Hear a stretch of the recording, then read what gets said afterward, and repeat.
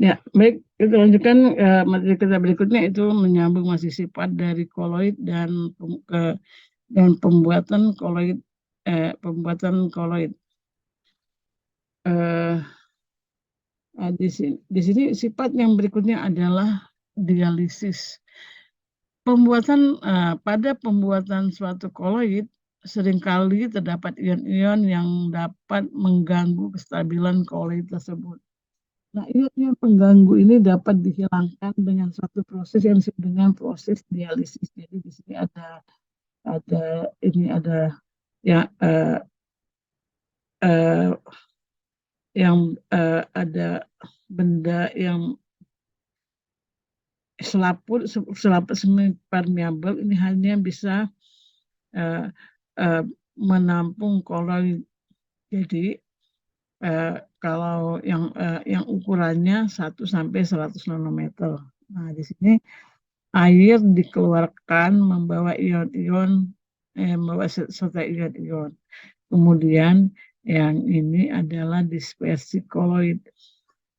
Nah, koloid dan ion-ion berarti yang ini adalah koloidnya, sedangkan yang positif negatif itu adalah ion-ion NaCl. Jadi di sini ada air masuk dan di atas ini adalah air keluar.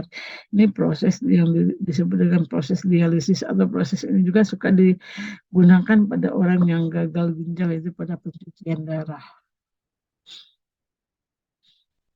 Nah, di sini ada beda antara koloid liofil dan koloid liofil.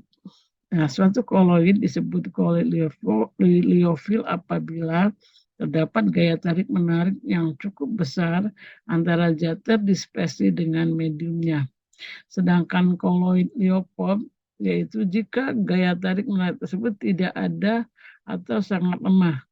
Jadi, jika medium dispersi yang dipakai adalah air, maka disebut dengan koloid hidrofil dan koloid hidrofob. Nah, di sini ada perbedaan antara hidrofil dan sol hidrofob. Jadi di sini yang pertama mengabsorpsi mediumnya untuk sol hidrofil, sedangkan sol hidrofob tidak mengabsorpsi mediumnya.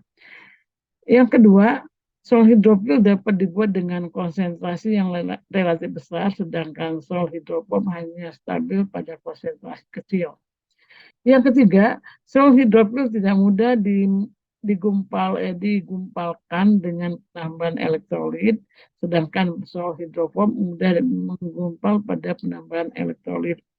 Yang keempat, sel hidrofil viskositasnya lebih besar daripada mediumnya, sedangkan sel hidrofob viskositasnya hampir sama dengan mediumnya. Yang kelima, sel hidrofil bersifat reversible, sedangkan sedangkan sol hidrofob bersifat tidak reversibel. Yang keenam, sol hidrofil mempunyai efek tindal yang lemah, sedangkan sol hidrofob mempunyai efek tindal yang lebih jelas. Nah, yang selanjutnya adalah pembuatan sistem koloid. Jadi pembuatan sistem koloid ini bisa dengan cara kondensasi yang dari halus menjadi ukuran koloid, dan bisa juga dengan cara dispersi dari kasar menjadi ukuran koloid.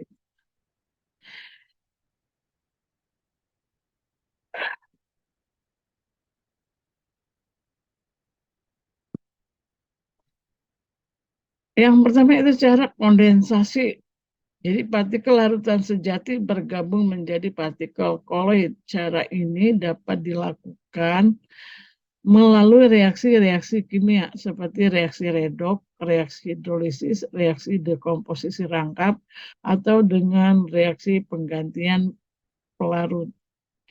Yang kedua, cara dispersi. Dengan cara dispersi, partikel kasar dipecah menjadi partikel koloid. Dapat dilakukan dengan secara mekanik, peptisasi, atau dengan loncatan bunga listrik, atau dengan cara busur Briggs.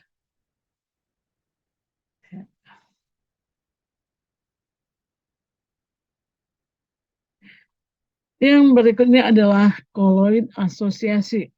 Nah, jadi ini maksudnya berbagai jenis zat seperti sabun dan deterjen larutan dalam air larut dalam air tetapi tidak membentuk larutan melainkan membentuk koloid.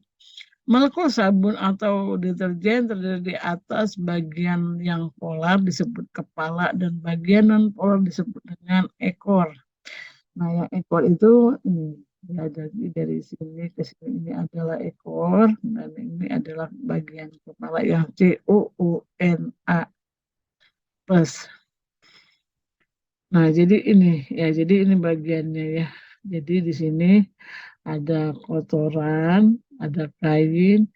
Nah, di sini dibersihkan oleh bagian ekor dan kepala. Ini cara kerja atau kalau asosiasi ya, yang asosiasi maksudnya di sini ada yang bersifat polar dan ada yang bersifat non polar. Ya, demikian materi kita tentang sifat dari koloid dan pembuatan koloid. Ibu Airin sampai di sini dulu. Assalamualaikum warahmatullahi wabarakatuh.